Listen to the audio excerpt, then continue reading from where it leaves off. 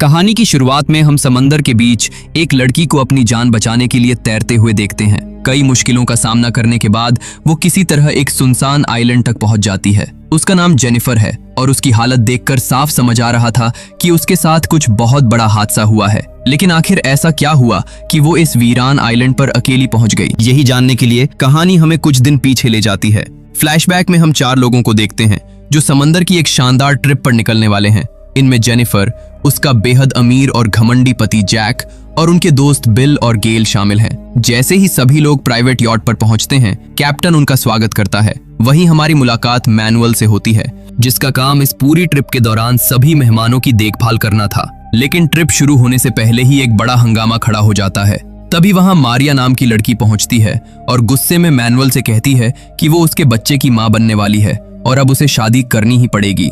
Manual इस बात को साफ इनकार कर देता है। वो कहता है कि ये बच्चा उसका नहीं है और वो कभी इसे अपना नहीं मानेगा। ये सुनते ही मारिया गुस्से में उसे थप्पड़ मार देती है। गुस्से में मैनुअल भी उसे थप्पड़ मार देता है। जाते जाते मारिया सिर्फ एक बात कहती है, इस बेइज्जती की कीमत तुम्हें बहुत महंगी पड़ेगी। उस वक्त किसी को अंदाजा भी नहीं था कि ये धमकी आगे चलकर कितनी खतरनाक साबित होने वाली है। इसके बाद सभी लोग ट्रिप पर निकल जाते हैं। रात होते ही सब लोग डिनर के लिए बैठते हैं और मैनुअल सभी को खाना सर्व कर रहा होता है। लेकिन जैक को अपनी दौलत पर इतना घमंड था कि वो हर इंसान को खुद से छोटा समझता था। मौका मिलते ही वो मैनुअल का मजाक उड़ाने लगता है और उसके सामने ही मारिया वाले थप्पड़ का ताना मार देता है। मैनुअल अंदर ही अंदर गुस्से से भर जाता है, लेकिन नौकरी की वजह से कुछ बोल नहीं पाता। दूसरी तरफ मारिया को देखते हैं, जो किसी सुनसान जगह पर अजीब तरह की रस्में कर रही थी। वो एक पुतला निकालती है और उस पर काला जादू करने लगती है। उसका सिर्फ एक ही मकसद था, किसी भी कीमत पर मैनुअल से बदला लेना। उधर रात को मैनुअल अपने कमरे में किताब पढ़ने की कोशिश कर रहा होता है, लेकिन उसके बगल वाले कमरे में जैक और जेनिफर अपनी दुनिया में इतने खोए हुए थे कि उनकी आवाजें लगातार बाहर आ रही थीं। मैनुअल परेशान तो बहुत होता है, लेकिन कुछ कह नहीं सकता। तभी अचानक उसकी नाक से खून निकलने लगता है। ये उसी काले जादू का असर था, लेकिन वो इसे मामूली बात समझकर नजरअंदाज कर देता है। अगली सुबह जैक फिर से अपना असली रंग दिखाता है। सिर्फ ड्रिंक थोड़ी देर से मिलने पर वो मैनुअल को सबके सामने बेइज्जत करने लगता है। इतना ही नहीं, वो कैप्टन से भी शिकायत करता है कि मैनुअल का कैप्टन तुरंत मैनुअल को बुलाकर डांटता है और कहता है कि कस्टमर से इस तरह का व्यवहार बिल्कुल बर्दाश्त नहीं किया जाएगा। मैनुअल भी अब अपना सब्र खोने लगता है। वो साफ कह देता है कि जैक सिर्फ पैसों का घमंड दिखाता है, लेकिन कैप्टन उसे समझाता है कि अगर वो खुद पर कंट्रोल नहीं रख सकता तो अगले पोर्ट पर उसे उतार दिया जाएगा। कैप्टन की पत्नी भी उसे शांत करने की कोशिश करती है, लेकिन इस बार मैनुअल फैसला कर चुका था। वो अपना चाकू और चश्मा उठाता है और कहता है कि अब वो यहाँ 1 मिनट भी काम नहीं करेगा। गुस्से में जाते जाते उसके हाथ से एक रुमाल उड़कर गैस स्टोव पर गिर जाता है। उस समय किचन खाली था, इसलिए किसी का ध्यान उस पर नहीं जाता। धीरे धीरे वही छोटी सी आग पूरे यॉट में फैलने लगती है। जब तक लोगों को धुआं दिखाई देता, तब तक बहुत देर हो चुकी थी। कैप्टन पूरी कोशिश करता है आग बुझाने की, लेकिन आग इतनी भयानक हो चुकी थी कि अब यॉट को बचाना नामुमकिन था। आखिरकार सभी लोग अपनी जान बचाने के लिए जल्दी जल्दी लाइफ बोट में बैठ जाते हैं। कुछ ही पल बाद पूरा यॉट जोरदार धमाके के साथ समंदर में खत्म हो जाता है। लेकिन मुश्किलें यहीं खत्म नहीं होती। उसी रात समंदर में एक भयानक तूफान आ जाता है, जो सभी लोगों को एक दूसरे से पूरी तरह अलग कर देता है। कहानी एक बार फिर प्रेजेंट में लौट आती है। जेनिफर किसी तरह उस सुनसान आइलैंड पर जिंदा पहुंच चुकी थी। चारों तरफ सिर्फ समंदर था और दूर दूर तक मदद की कोई उम्मीद नजर नहीं आ रही थी। तभी उसकी नजर पानी में तैरती हुई कैप्टन की बॉडी पर पड़ती है। वो दौड़कर उसे किनारे तक खींच लाती है और उसे बचाने की कोशिश करती है, लेकिन तब तक बहुत देर हो चुकी थी। उसी समय वहां मैनुअल भी पहुंच जाता है, यानी वो भी उस तूफान से किसी तरह बच निकला था। दोनों समझ जाते हैं कि अब उनके पास सिर्फ एक ही रास्ता है, किसी तरह जिंदा रहना। अगली सुबह मैनुअल समंदर से मछलियां पकड़ कर लाता है और दोनों मिलकर उन्हें खाते हैं। जेनिफर उससे पूछती है कि क्या कोई हमें यहाँ ढूंढ पाएगा। मैनुअल उसे हिम्मत देते हुए कहता है कि देर सबेर कोई न कोई जरूर आएगा, लेकिन तब तक उन्हें खुद ही अपनी जिंदगी बचानी होगी। इसके बाद दोनों मिलकर पेड़ों की टहनियों से एक छोटी सी झोपड़ी बना लेते हैं। खाने के लिए जो भी मिलता है दोनों उसे बराबर बांट कर खाते हैं और धीरे धीरे इस नई जिंदगी के साथ खुद को ढालने लगते हैं। दिन गुजरते जाते हैं और दोनों के बीच अच्छी दोस्ती हो जाती है। अब मैनुअल सिर्फ एक नौकर नहीं रह जाता, बल्कि जेनिफर के लिए इस आइलैंड पर जीने की सबसे बड़ी उम्मीद बन चुका था। तीसरे दिन मैनुअल जेनिफर को अपने साथ मछली पकड़ने ले जाता है। पानी के अंदर काम करते हुए जेनिफर उससे मारिया वाली घटना के बारे में पूछती है। मैनुअल कहता है कि मारिया हमेशा उसे परेशान करती थी और उसी गुस्से में उससे हाथ उठ गया। लेकिन इस बात को लेकर दोनों के बीच थोड़ी बहस हो जाती है और जेनिफर नाराज होकर वापस लौट आती है। अगली सुबह मैनुअल अकेले मछली पकड़ने निकलता है। तभी उसे चट्टानों के पास एक घायल आदमी दिखाई देता है। वो उसे पहचानते ही हैरान रह जाता है। वो कोई और नहीं बल्कि जैक था, जो अभी तक जिंदा था। मैनुअल बिना देर किए उसे उठाकर आइलैंड पर ले आता है। जैक को जिंदा देखकर जेनिफर की खुशी का ठिकाना नहीं रहता। जैक काफी घायल था, इसलिए कुछ समय तक उसे आराम करने दिया जाता है। जब उसकी तबीयत थोड़ी संभलती है, तब जेनिफर मैनुअल का शुक्रिया अदा करती है। वो कहती है कि अगर मैनुअल उसका साथ न देता तो शायद वो इस आइलैंड पर 2 दिन भी जिंदा नहीं रह पाती। ये सुनकर मैनुअल सिर्फ मुस्कुरा देता है। कुछ देर बाद जेनिफर और मैनुअल फिर से मछली पकड़ने चले जाते हैं। उधर जैक अकेला बैठा सब कुछ देख रहा होता है। जब दोनों वापस लौटते हैं तो देखते हैं कि जैक ने आग जला ली है। वो अपने साथ बचा हुआ लाइटर निकालकर कहता है कि अब कच्ची मछलियां खाने की जरूरत नहीं पड़ेगी। मैनुअल समझाता है कि बड़ी मछलियां पकड़ने के लिए किनारे से काफी दूर जाना पड़ता है। जैक उसकी बात सुनता जरूर है, लेकिन उसके चेहरे पर भरोसे से ज्यादा शक दिखाई दे रहा था। अब तीनों साथ रहने लगते हैं, लेकिन जैक के मन में एक अलग ही सोच चल रही थी। उसे लगने लगता है कि जिन 2 दिनों तक वो गायब था, उन दोनों के बीच जरूर कुछ हुआ होगा। यही शक धीरे धीरे उसके व्यवहार में भी दिखने लगता है। एक दिन वो गुस्से में मैनुअल से कहता है कि आज के बाद मेरी पत्नी से दूर रहना। वो धमकी देता है कि अगर उसने दोबारा जेनिफर के आसपास भी आने की कोशिश की तो इस आइलैंड से निकलने के बाद उसकी पूरी जिंदगी बर्बाद कर देगा। इस बार मैनुअल भी चुप नहीं रहता। वो साफ कह देता है कि अगर ऐसा है तो आज के बाद वो उनके लिए एक भी मछली नहीं पकड़ेगा। अब तीनों अलग अलग रहने लगते हैं। मैनुअल अपनी दूसरी झोपड़ी बना लेता है, जबकि जेनिफर मजबूरी में जैक के साथ रहने लगती है। लेकिन एक बात बिल्कुल साफ थी, इस आइलैंड पर जीना सिर्फ मैनुअल को आता था। जैक के पास पैसा था, मगर सरवाइव करने का कोई अनुभव नहीं। वो घंटों कोशिश करता है, लेकिन उसके हाथ एक भी मछली नहीं लगती। एक दिन जैक और जेनिफर भी मछली पकड़ने निकलते हैं, लेकिन उन्हें कुछ नहीं मिलता।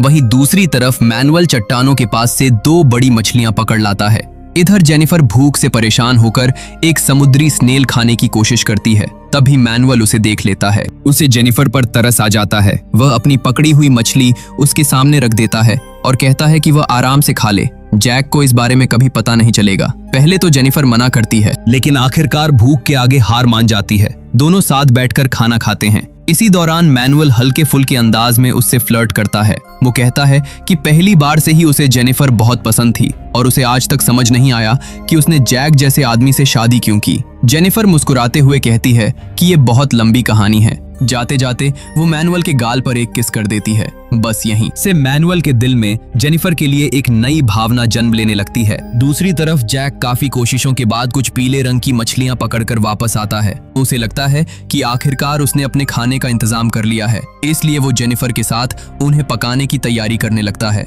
लेकिन तभी मैनुअल उन्हें रोक देता है और बताता है कि ये मछलियां जहरीली हैं और इन्हें खाना खतरनाक हो सकता है। जैक को उसकी बात पसंद नहीं आती, लेकिन मजबूरी में उसे मछलियां छोड़नी पड़ती हैं। इसके बाद जैक और जेनिफर किनारे पर समुद्री केकड़े ढूंढने लगते हैं। इसी बीच जैक की नजर मैनुअल पर पड़ती है, जो उनकी जलाई हुई आग लेने की कोशिश कर रहा था। जैक गुस्से में उसके पास पहुंचता है और कहता है कि आग सिर्फ उसकी है क्योंकि लाइटर उसके पास है। इतना कहते ही वो मिट्टी डालकर आग बुझा देता है और दोनों के बीच झगड़ा शुरू हो जाता है। जैक उसे नीचा दिखाते हुए कहता है कि उसके सामने मैनुअल की कोई औकात नहीं है। वहीं मैनुअल भी जवाब देता है कि इस आइलैंड पर जैक की दौलत किसी काम की नहीं, क्योंकि यहाँ जिंदा रहने के लिए पैसे नहीं बल्कि काबिलियत चाहिए। समय गुजरने के साथ जैक की भूख बढ़ती जाती है और अब उसके लिए हालात बर्दाश्त से बाहर होने लगते हैं। आखिरकार वो समझ जाता है कि अगर जिंदा रहना है तो उसे खुद मछली पकड़ना सीखना ही पड़ेगा। एक सुबह वो चुपके से मैनुअल का डाइविंग ग्लास उठा लेता है और मछली पकड़ने निकल जाता है। थोड़ी देर बाद जब मैनुअल की आंख खुलती है और उसे अपना ग्लास नहीं मिलता तो वो तुरंत समझ जाता है कि ये काम जैक का है। गुस्से में मैनुअल एक नुकीली छड़ी उठाकर उसके पीछे जाने लगता है। जेनिफर उसे रोकती है और समझाती है कि जैक कई दिनों से भूखा है, इसलिए उससे यह गलती हो गई। लेकिन मैनुअल उस वक्त बेहद गुस्से में था। जेनिफर उसे रोकने की कोशिश करती रहती है और इसी दौरान अचानक दोनों एक दूसरे के बेहद करीब आ जाते हैं। मैनुअल उसे किस करने की कोशिश करता है। जेनिफर पहले उसे रोकती है, लेकिन कुछ ही पलों में दोनों अपनी भावनाओं पर काबू खो बैठते हैं और उनके बीच वो रिश्ता बन जाता है जिसकी किसी ने उम्मीद नहीं की थी। कुछ देर बाद जेनिफर को अपनी गलती का एहसास होने लगता है। उसे डर था कि अगर जैक को इस बारे में पता चल गया तो वो उसे क्या जवाब देगी। मैनुअल उसे भरोसा देता है कि वो जैक से कभी कुछ नहीं कहेगा, लेकिन दोनों नहीं जानते थे कि अब उनके बीच जो कुछ हुआ है उसे हमेशा के लिए छुपाना इतना आसान नहीं होगा। उधर जैक आखिरकार एक मछली पकड़ने में कामयाब हो जाता है। वापस लौटते ही वो सबसे पहले मैनुअल का ग्लास वापस करता है और फिर खुशी से जेनिफर को अपनी पकड़ी हुई मछली दिखाता है। लेकिन तभी उसके मन में एक सवाल आता है, उसने मैनुअल का ग्लास चुराया था, फिर भी मैनुअल ने वापस आने पर उससे कोई झगड़ा क्यों नहीं किया। जेनिफर उसे समझाती है कि मैनुअल बहुत गुस्से में था, लेकिन उसने किसी तरह उसे शांत कर दिया। ये सुनकर जैक का शक कम होने के बजाय और बढ़ जाता है। वो गुस्से में जेनिफर से पूछता है कि आखिर उसने मैनुअल को ऐसा क्या दिया कि उसका सारा गुस्सा शांत हो गया। अब जैक को लगने लगता है कि उसकी गैर मौजूदगी में दोनों के बीच कुछ हुआ है। गुस्से में वो जेनिफर को पकड़कर मैनुअल के पास छोड़ देता है और खुद वहां से चला जाता है। मैनुअल जेनिफर को संभालने की कोशिश करता है, जबकि जैक आइलैंड के दूसरे हिस्से में जाकर अकेला रहने लगता है। अब जैक भी धीरे धीरे सर्वाइव करना सीख रहा था। वो बोतल की मदद से अपने लिए एक जुगाड़ वाला चश्मा बनाता है और खुद मछलियां पकड़ना शुरू कर देता है। एक दिन गुजर जाता है, लेकिन जैक वापस नहीं आता। जेनिफर उसकी चिंता करने लगती है, लेकिन मैनुअल उसे समझाता है कि जैक शुरू से ही उस पर शक करता रहा है और उसके साथ ठीक से व्यवहार भी नहीं करता। इसके बाद मैनुअल जेनिफर को अपने साथ डांस करने के लिए कहता है। दोनों साथ डांस करने लगते हैं, लेकिन उन्हें पता नहीं था कि दूर खड़ा जैक ये सब अपनी आंखों से देख रहा है। अब जैक के मन में बचा हुआ शक भी खत्म हो जाता है। उसे पूरा यकीन हो जाता है कि जेनिफर और मैनुअल के बीच अब पहले जैसा रिश्ता नहीं रहा। कुछ समय बाद मछली पकड़ते हुए जैक को पानी के अंदर एक टूटी हुई बोट दिखाई देती है। बोट एक तरफ से खराब थी, लेकिन थोड़ी मेहनत करके उसे दोबारा चलने लायक बनाया जा सकता था। वो बड़ी मुश्किल से बोट को पानी से बाहर निकालता है। जेनिफर और मैनुअल भी उसे देखकर खुश हो जाते हैं, क्योंकि यही बोट शायद तीनों को इस आइलैंड से बाहर निकाल सकती थी। लेकिन जैक उन्हें साफ मना कर देता है। वो कहता है कि ये बोट उसने ढूंढी है और इसे ठीक करके यहाँ से सिर्फ वही जाएगा। जेनिफर एक बार फिर उससे बात करने की कोशिश करती है, लेकिन जैक कहता है कि उसने उसे धोखा दिया है और अब उन दोनों के बीच कोई रिश्ता नहीं बचा।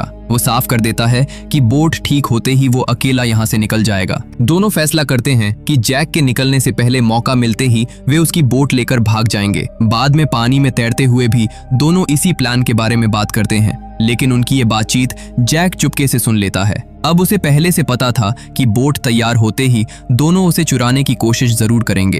अगले दिन जैक बोट को तैयार कर लेता है। इसी दौरान मैनुअल एक बड़ी मछली पकड़ कर लाता है, जिसे देखकर जैक भी मछली पकड़ने के लिए समंदर की तरफ चला जाता है। जैसे ही जैक वहां से जाता है, जेनिफर और मैनुअल को मौका मिल जाता है। दोनों बिना देर किए बोट पानी में उतारते हैं और आइलैंड से भाग निकलते हैं। जैक उन्हें जाते हुए देख लेता है और किनारे की तरफ दौड़ता है, लेकिन तब तक दोनों काफी दूर निकल चुके थे। उन्हें लगता है कि आखिरकार वे इस आइलैंड से बच निकले हैं, लेकिन कुछ दूर पहुंचते ही बोट के अंदर धीरे धीरे पानी भरने लगता है। तभी उन्हें समझ आता है कि जैक उनकी प्लानिंग पहले ही जान चुका था और उसने जानबूझकर बोट के साथ ऐसा किया था ताकि चोरी करके भागने पर वो बीच समंदर में डूब जाए। अब उनके पास वापस लौटने के अलावा कोई रास्ता नहीं था। दोनों बोट छोड़कर तैरते हुए दोबारा उसी आइलैंड की तरफ आने लगते हैं। इधर जैक उनकी झोपड़ी को आग लगा देता है और आराम से बैठकर खाना खाने लगता है। जैसे ही दोनों वापस किनारे पर पहुंचते हैं, जैक तुरंत मैनुअल पर हमला कर देता है। हमले में मैनुअल घायल हो जाता है,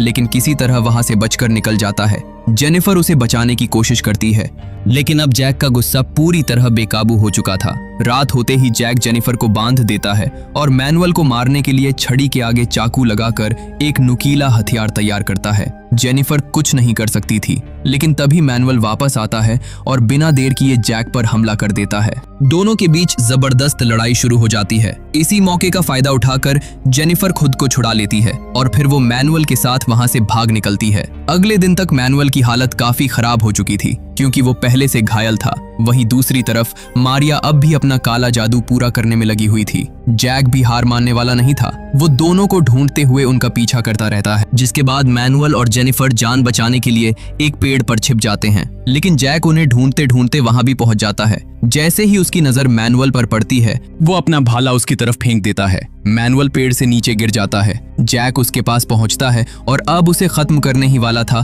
कि जेनिफर उस पर कूद पड़ती है। वो मैनुअल को बचाने के लिए जैक से लड़ने लगती है। इसी बीच मैनुअल जमीन से एक पत्थर उठाता है और जैक पर हमला करने की कोशिश करता है, लेकिन घायल होने की वजह से उसका शरीर अब उसका साथ नहीं दे रहा था। वो अपना संतुलन खोकर पीछे गिरता है और जैक का भाला उसके शरीर के आर पार हो जाता है। ठीक उसी समय दूसरी तरफ मारिया भी मैनुअल के पुतले में कील गाड़ देती है और इसी के साथ मैनुअल की सांसें हमेशा के लिए थम जाती हैं। इसके बाद कहानी सीधे 2 महीने आगे बढ़ जाती है। एक मछुआरे का परिवार बोट से उस आइलैंड के पास पहुंचता है और वहां बनी झोपड़ी देखकर उसे चेक करने के लिए आता है। वहीं उन्हें जेनिफर मिल जाती है। पूरे 2 महीने इस आइलैंड पर फंसे रहने के बाद आखिरकार उसके सामने यहाँ से निकलने का मौका था। उस वक्त जैक मछली पकड़ने के लिए चट्टानों की तरफ गया हुआ था। जाने से पहले जेनिफर उसका लाइटर अपने साथ रख लेती है और मछुआरों को जैक के बारे में कुछ भी नहीं बताती। वो उनके साथ बोट में बैठकर आइलैंड छोड़ देती है। परिवार उसे खाना देता है